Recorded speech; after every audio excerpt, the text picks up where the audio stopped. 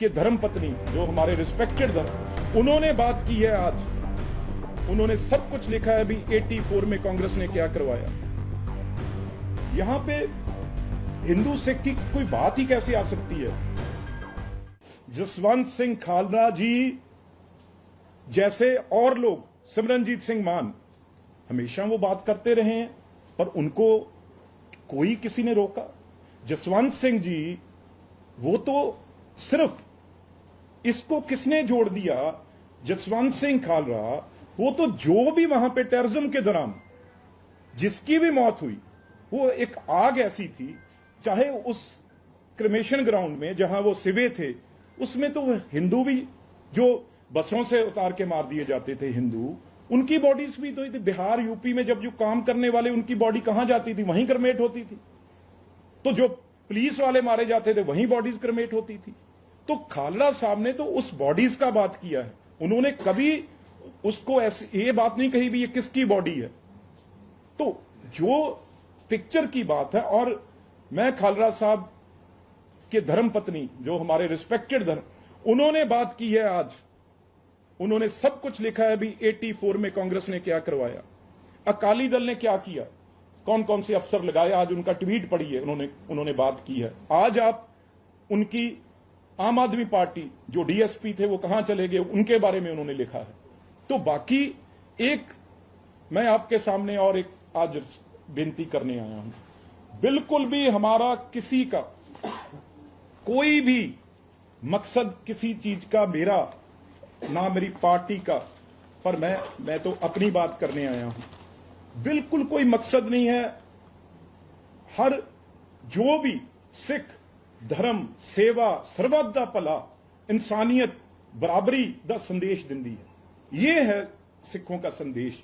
यहां पे हिंदू सिख की कोई बात ही कैसे आ सकती है।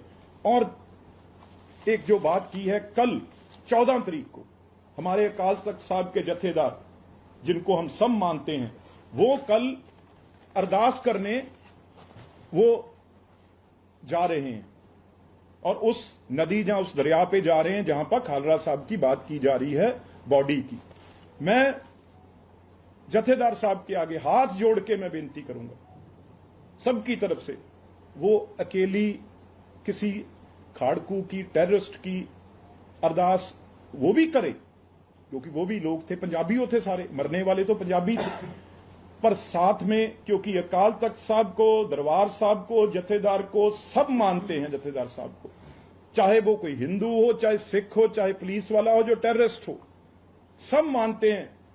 आज उन हजारों लोगों की भी लाशें जो शमशान घाट में उनका संस्कार हुआ, उनके लिए भी अरदास करें। जो ट्रेन में मरे उनके भी, जो बसों में मरे उनके लिए भी, जो पुलिस वाले मरे उनके परिवारों के लिए भी अरदास करें।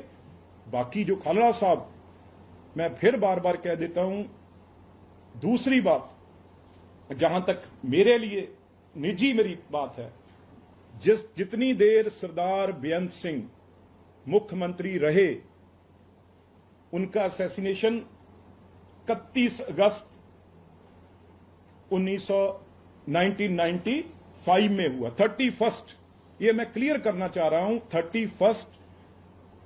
और खालरा साहब, उनको जो बताया गया है, जो कहा गया है सुप्रीम कोर्ट तक, उनकी उठाने का काम 6 सितंबर को हुआ। तो उस टाइम कांग्रेस का कौन सा मुख्यमंत्री था, यह देखने की जरूरत है। उस टाइम कांग्रेस का कौन प्राइम मिनिस्टर था, यह देखने की जरूरत है। और उनको शहीद किया गया, मारा गया, वो अक्टूबर के महीने में मारा गया। उस टाइम सरदार बेअंत सिंह जी दुनिया में नहीं थे, वो 31 तारीख को चले गए थे। और ना कोई एविडेंस है आज तक, ना किसी ने कहा है उस टेन्योर में 92 से लेके फरवरी 95 में not even a one single FIR उनके खिलाफ खालरा साहब के नहीं थी। और इनफैक्ट मैं ये कहूंगा, खालरा साहब बाहर चले गए थे, विदेश रहने, इंग्लैंड लंदन चले गए थे। वो वापस तब आए जब 92 में एक इलेक्टेड गवर्नमेंट बन गई। क्योंकि पहले गवर्नरी रूल में जो हो रहा था, मैं आपको एक कागज भी दूंगा, जो बम ब्लास्ट होते थे पंजाब में 80s और बिफोर 92 कितने हुए और 92 के बाद कितने हुए, ये आपके सामने ये पार्लियामेंट में होम मिनिस्ट्री के राकेश कुमार जी जो जॉइंट सेक्रेटरी थे उनका जो आंसर आया हुआ है।